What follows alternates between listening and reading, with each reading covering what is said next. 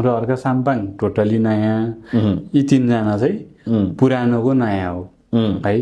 तपाईँको काम गरे अनुसार रवि लामछानेलाई मैले केही भन्न चाहिएन। उहाँ चाहिँ तपाईँको मिडिया सेक्टरमा एकदम राम्रो हुनुहुन्थ्यो। अब कुलमानजी चाहिँ नि तपाईँको हामीले उहाँले मैले बरु खोटै समातेर नि ढोक्न चाहन्छु क्या, कामको सेक्टरमा मैले कुलमानजी नराम्रो भनेको होइन क्या, तर कुलमानजीको चाहिँ ब्याकग्राउन्ड सिद्धान्त के छ त उहाँको नि त्यो जनताले बुझ्नु पर्यो।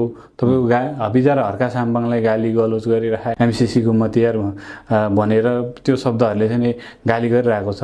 फ्याक्ट कुरा भनेको हो नि त, उहाँले त रियल कुरा गरेको हो नि त होइन र? रियल कुरा गर्न नि नपाउने अवस्था भइसक्यो क्या तपाईँको यहाँ।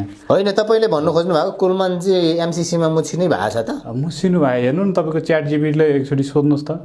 हामी त अहिले टेक्नोलोजीको जमानाको मान्छे हो नि त होइन? च्याट जिपीटीमा गएर सोध्नुहोस् एकचोटि कुलमानजी के हो भनेर, एमसिसी कुन तरिकाले आयो भनेर होइन? अनि अस्ति भर्खरै कुलमानजी सरको चाहिँ इन्टरभ्यू नि मैले हेरेँ।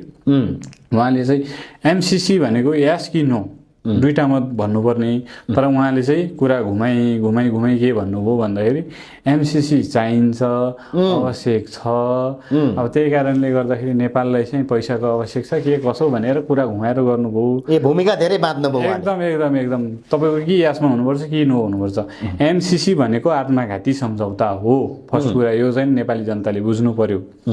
किन भन्दाखेरि फर इक्जाम्पल म तपाईँको घरकै बारेमा चाहिँ विषयमा इक्जाम्पलको रूपमा कुरा गर्छु। हजुर, यदि तपाईँ आफ्नो घरमा चाहिँ कुन तरिकाले म्यानेज गर्दै हुनुहुन्छ त?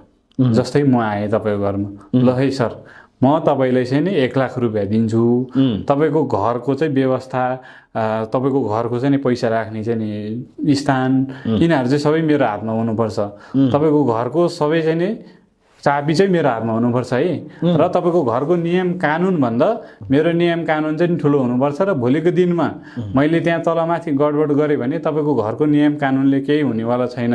त्यो तरिकाले चाहिँ सम्झौता गरेको छ क्या। त्यो भनेको मतलब चाहिँ के हो भन्दाखेरि भोलि एमसिसी नेपालमा आइसकेपछि, भित्रिसकेपछि आत्मघाती सम्झौता के कारणले भनेको भन्दाखेरि नेपालको नियम कानुन, रुल्स एन्ड रेगुलेसन भन्दा नि माथि उनीहरूको नियम कानुन भनेपछि त तपाईँको फर इक्जाम्पल है, कुनै पनि व्यक्तिलाई, कुनै पनि मेरो चेलीबेटी अथवा तपाईँहरूको चेलीबेटीलाई चाहिँ नि एमसिसीको व्यक्तिहरूले आएर रेपसेप गरेर गोली हानेर मार्यो भने नि हाम्रो नेपालको नियम कानुनले चाहिँ नि केही गर्न नसक्ने, उनीहरूको नियम कानुन बढी र फेरि एमसिसीले यत्रो पैसा चाहिँ किन भित्रिरहेको छ, किन चाहिँ हालिराखेको छ नेपालमा भन्दाखेरि नेपालमा चाहिँ एकदम बहुमूल्य चिजहरू छ नि त। खनिज पदार्थहरू छ, युरेनियम छ, एकदमै इम्पोर्टेन्ट चिज भनेको